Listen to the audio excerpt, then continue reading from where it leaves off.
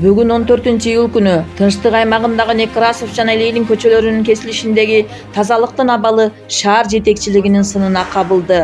Жол жээгиндеги имарат ээлери тарабынан айлана чөйрөнү таза сактоо талаптарынын аткарылбай жатканы белгиленди.